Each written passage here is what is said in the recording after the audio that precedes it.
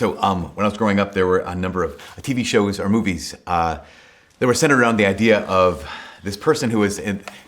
The line was always this. It was they were accused of a crime they did not commit. He was accused of a crime he did not commit. So he was on the run, basically trying to clear his name. And it was this cool show. It was kind of like The Fugitive. It was one of those examples, that movie. And that's obviously that being accused of something they didn't do, accused of a crime they didn't commit. Obviously that happens in real life too. We know sometimes there's incredible stories. When I say incredible, not awesome incredible, just powerful stories of people who were falsely accused, even those who were falsely found guilty, who then did everything they could to clear their name. And it's just those remarkable stories of the failure of the justice system at times. But that's the idea behind this is we recognize that justice is good, justice is necessary, right? If I've been falsely accused, I should fight to clear my name. If I've been falsely accused, I should fight for justice. In fact, that's what you deserve. The definition of justice is receiving the good that is owed to you, or offering the good that you owe someone else. Like that, it's all necessary. It's really important. Which is why I think one of the reasons you and I can be so defensive when we're falsely accused of something.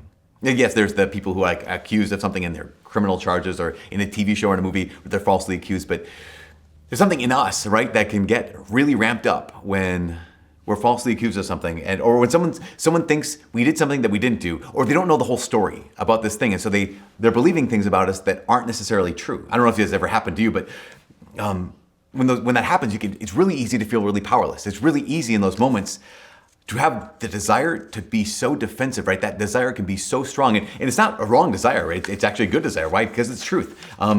The church even says we have a right to legitimate self-defense. And if someone has gotten something about us wrong, it makes sense that we be defensive. It makes sense that we would want to clear our name. It makes sense that I'd want to explain, right? That's what we want to do, right? If everyone's ever accused you of something, or they think like, oh yeah, you're the person who did such and such, you realize I didn't do that. We want to explain, we want to clarify, we want to justify. We want to basically say, I'm not guilty. I'm not guilty of what you think I'm guilty of. I did not do the thing that you think I did. And again, if that's ever happened to you, I know whenever that's happened to me, it's so interesting. I just kind of do some introspective kind of like thoughts of when someone thinks something about me, I can have the tendency to go in my head, right? And I have all these arguments that go in my head of how I'm just no, I'm right and that's wrong and I never did this. And I have this tendency to become so self-righteous because the desire, right, is so strong. It's I didn't do this. I didn't do this thing that you think I did. Yeah, I don't know. The most recent time that happened to me, I guess there's no other way to describe it other than I felt really self-righteous. Because you got this wrong. I've never done anything like this. And I was because I'm not guilty. And I didn't do this thing. But I stopped myself and I was in prayer because I was going through these arguments in prayer. Sometimes that happens, right? Where you're just fighting with this imaginary person in your head. And pretty soon I realized, oh my gosh, I had to flash to this moment in the story of the Passion, right? In the movie, the Passion of Christ, right? We know that in the gospel, this is not highlighted in John's gospel, but as Jesus is given his cross and he's carrying that cross from Pilate's palace to Golgotha, he falls. And so what did the Romans do? The Romans forced Simon of Cyrene to carry his cross. And in the movie, The Passion of the Christ, there's this moment. It's so powerful where you get Simon of Cyrene, he's being forced to carry the cross of Jesus. And he says, okay, fine, I'll do this. I'll carry the cross because you're forcing me to. But I need you all to remember that I'm an innocent man who's being forced to carry the cross of a condemned man. Right? And that sense of you all need to know this. That I'm going to carry this cross, but I'm not guilty. I didn't do whatever this guy did. He's the guilty one. You need to know that I'm the innocent one. And I realized, man, as often as I'm falsely accused of something, or when any of us are falsely accused of something, that's the voice that says, I need you to know. I'm not guilty of this. I'm an innocent. But the clear truth is this. The clear truth is worse. The clear truth is, I'm not guilty of what you might think. But that doesn't mean that I'm not guilty.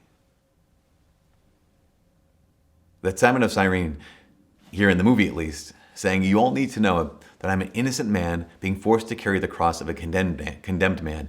That is, the irony is intentional. Because just because I'm not guilty of this doesn't mean I'm not guilty.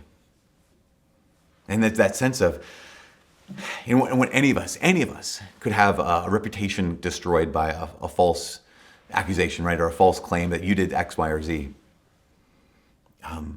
You say, yeah, what you think about my heart or about my past is not true. But then to really take that moment and stop and say, wait, but if you knew my actual past, if you knew my actual heart, it might not be any better.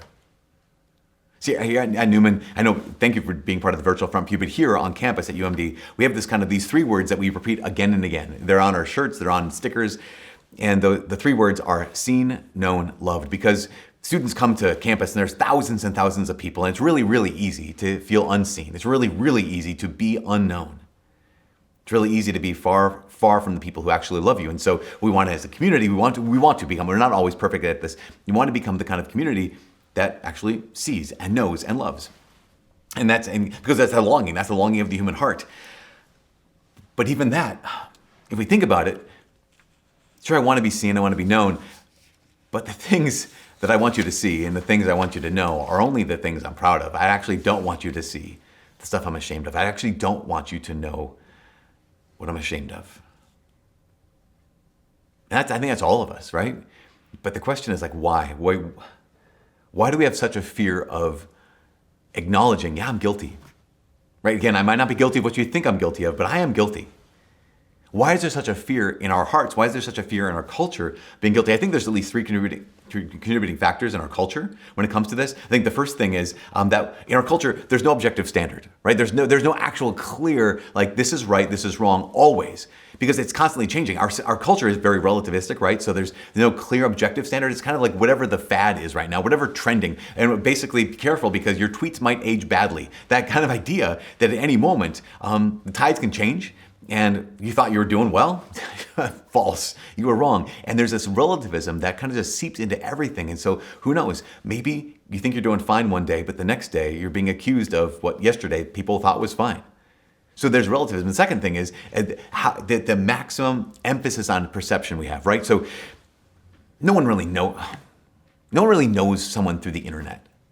No one really can know someone through social media or even through the media. We just think we know someone. We just perceive things about people. I mean, think about the last time you had someone that you actually knew, you truly, you lived in their life, you're part of their life, you love them, you know them, and there was some kind of thing that someone got wrong about them, or they didn't know the whole story. The willingness you had to be able to say, wait, let's slow down quick before I jump to conclusions, let me get this straight. It's not just perception, it's like, actually, I know the depth of this person's heart, so I'm not just gonna allow my perception to be completely altered by this accusation because I know this person. And so again, why are we so afraid of guilt in our culture? I think one, it's no objective standard in our culture of relativism. Secondly, it's all perception. And because of that, there's no room for grace. That's the third thing. There's no room for mercy. There's no room for forgiveness. Basically, we live in a culture where there's only conditional love. That's it. That you have to earn love everywhere you go. That I have to earn love everywhere I go. So in a culture where there is no real right or wrong, no objective standard, where there's all perception and not the depth of a person's heart and the complexity of being a human being in this world, and there's no grace offered, that you fail, you're out, you're disqualified, you're canceled. In that kind of world, you have to defend yourself. In that kind of world, we have to explain ourselves. In that kind of world, you have to justify ourselves. In that kind of world, we have to deny any kind of sense of guilt. I'm not guilty, and I have to be afraid of being guilty until we realize who's on the cross next to us. That's the thing, is our lives can be dominated by this defensiveness, by this desire to justify, by this self-righteousness, by this fear of guilt, until we realize who is on the cross next to us, that Jesus is there on the cross, and he actually is the innocent one. That he does see, not just the great parts, he sees all of us. That he does know not just our wins, he even knows our wounds. That here's our God on the cross next to us, and he knows all of it, he sees all of it, and he still loves us. In fact, this is the kernel, the core of the gospel, right? St. Paul writing to the Romans, chapter 5. It says, God proves his love for us in that while we were still sinners, Christ died for us. That the innocent died for the guilty. And this is the world-altering good news. You and I are guilty. That's it. Maybe not of what other people think, but you and I are guilty. And the consequence of our sin is death. This is something that we don't often hear. We're not often reminded of this, but the consequence of the sins that you and I do, not just like the consequence of the sins that like serial killers do or the consequence of sins that Hitler did, but the consequence of your sins is death. The consequence of my sins is death. Right? Isaiah wrote about this 600 years before Jesus. Isaiah wrote in chapter 53, he said, "We had all gone astray like sheep, each following his own way. And the Lord has laid upon him the guilt of all of us." The Lord has laid upon him, who is ultimately Jesus, the guilt of all of us. And if I deny that I'm guilty, then I'm denying the fact that I have a Savior. And as long as I'm trying to justify myself or explain myself or defend myself, I'm keeping Jesus at an arm's length. I think it's only when we stop trying to justify ourselves, when we stop trying to defend ourselves, stop trying to hold on to self-righteousness and just simply acknowledge the fact that I'm guilty, can this whole thing we're doing make a difference in our lives? I mean, think about this is what happens in Luke's gospel, right? In Luke's gospel during the Passion, on the cross, what happens? There's two thieves on either side of Jesus, right? Two criminals on either side of Jesus. And the one's reviling him. The other one says this. He says these words that are so powerful. He says, "Have you no fear of God? For you are subject to the same punishment. And indeed, we have been condemned justly, for the sentence we have received corresponds to our crimes, but this one has done nothing wrong." Now, consider what a profound statement this is. This man, and we call him the good thief, but he was not a good guy. I think this is so important for us to understand. We've mentioned this before. The good thief, he's not a good person. Why? Because he's experiencing the worst form of capital punishment. He's experiencing the worst form of torture and death. And he's basically acknowledging, yeah, I deserve this. You know, this is the secret of every one of the saints. And this is the thing that we in our modern culture have lost. Every one of the saints, when they were going through something difficult, they were ultimately saying, I might not have deserved this. This might be unjust. Like this might actually not be this might not be fair. But they would then say, but I deserve far worse. Every one of the saints, no matter how bad their life was, say, yep, yeah, this isn't fair. This isn't just, but I deserve worse than this. The consequence of my sin is death. The consequence of this good thief's life, his choices, was crucifixion. And when he told that truth, that like actually I'm guilty. And then the next line is, then he turns to Jesus. And this is the most important thing. Not just I acknowledge my guilt. Not just I'm not going to try to defend myself or explain myself or justify myself, but yes, I'm guilty. I've received what I'm receiving, what I'm getting right now. It's the least that I deserve.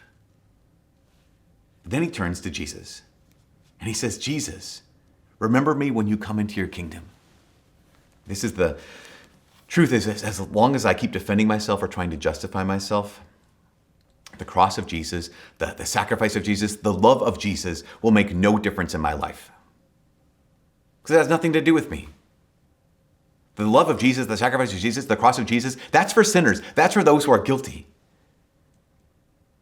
But if I am willing and have the courage to admit that I am guilty, that I actually need the cross, that I need this sacrifice, that I need this love, then my life, then your life, then our life will never be the same. This is Good Friday for a reason. It is Good Friday not because the thing that happened on this day was good, but because this day changed the hope of sinners. Just like Isaiah said, we had all gone astray like sheep, each following his own way. But on this day, the Lord laid upon him the guilt of all of us. So what do I need to do? I need to stop defending myself. I need to stop trying to justify myself. I need to stop pretending that I'm not guilty, so that the love of Jesus Christ actually has a place in my life. When Good Friday was declared, when Good Friday was proclaimed, when it was preached to the world, a world that had walked in darkness and it was wondering, is there any hope for someone like me, was given the definitive answer. The answer is absolutely yes. That I'm not loved just because of my wins. I'm loved even in my wounds. That I'm not wanted just because I've succeeded. I'm actually even wanted when I've failed. That I'm not part of this family or this group of people. I'm not part of you because I'm innocent. I've been brought into this family because I am guilty. And I am loved. And that's the good news of Good Friday. I am guilty. And I am loved.